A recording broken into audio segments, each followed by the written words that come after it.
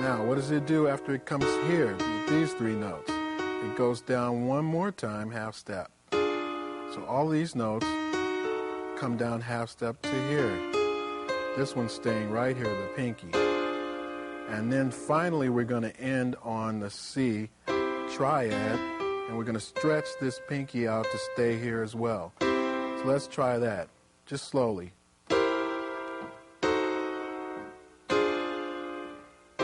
Okay, that one's a little bit tricky, but let's try it again. There you go. One more time.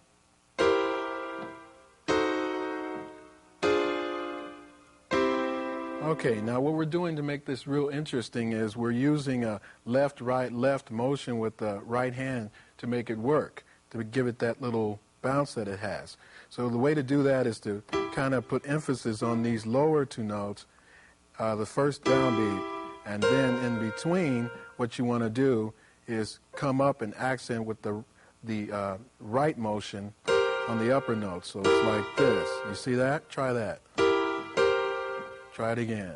There you go. I think you got it. So let's just try that. Left, right, left. Come down to this chord, remember? And one more time, come down. Good. Let's try that one more time. It's a long distance, a little stretch there. And now the biggest stretch, but we're home. And we don't have to do that pattern. We just play the chord. Let's try it one more time.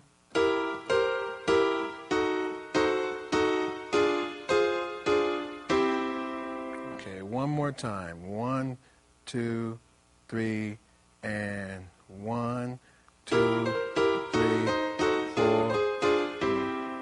Let's try it one more time. 2, 3, 4, 1. Good. All right, I think we got it. Now, the last two chords of this pattern I already showed you in the last segment, so let's take a look at that. Remember the A flat 9 played like this with the G flat, B flat, C, and E flat, going down to the G9, just like this, remember? Let's see if we can do it. Remember from last time? 1, 2, 3, 4, 1, and like that. Very good. I think you have it. Okay, now I'm going to show you how this last part fits with the other part of that turnaround that I just showed you. So here we go. You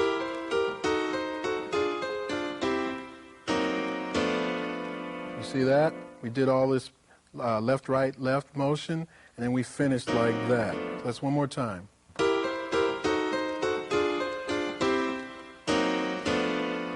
Okay, we got our right hand. So now let's put both the hands together. Okay, here goes. It's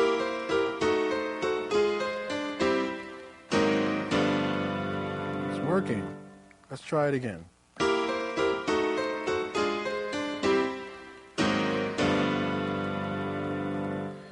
All right, I think we got it. So now what you want to do is string this at the end of your regular 12-bar pattern, and you have yourself a turnaround. It goes something like this.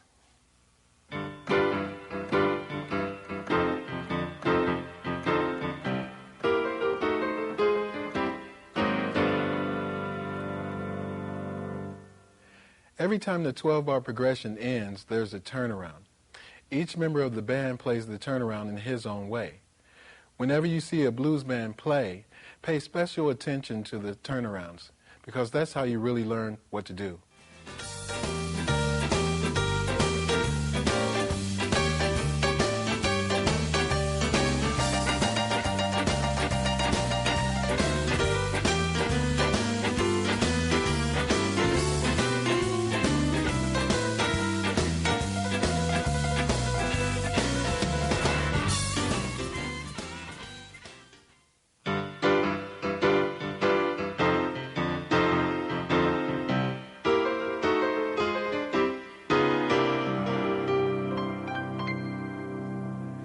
Well, you may have noticed that when I get to the end of a tune, I play a couple of different chords instead of the usual turnaround. This is a blues ending. Let's take a look at this and learn how to play it. It's exactly as we played before with the turnaround part, but the change or the difference are these two chords.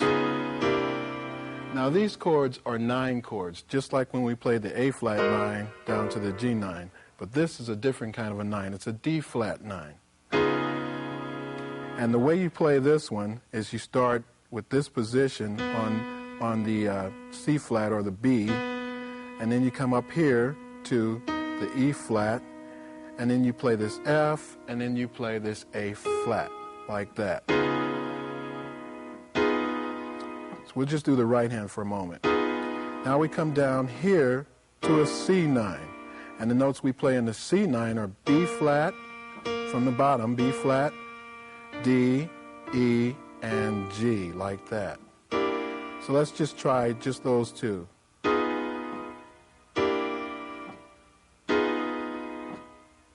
Feels a little strange at first, but I think you do it a few times, you'll get it. Okay, now let's try the left hand. Take a look. That's easy, right? So we do the rest of the pattern, which we already know, but now we come down here and play these notes. So let's try it in rhythm. 1, 2, 3, 4, res, 2, 3, 4, that's like that. Okay? Let's try them together.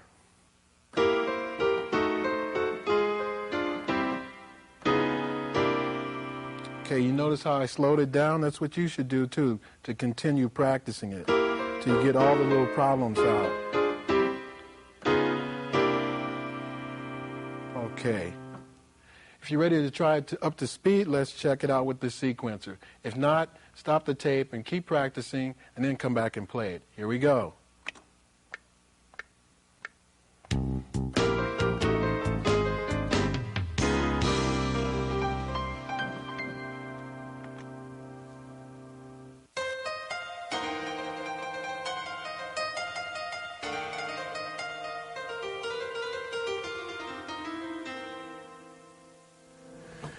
Blues soloing is probably the most fun you can have at the keyboard, but it does involve some experience and some basic technical skills around which your musical ideas can develop.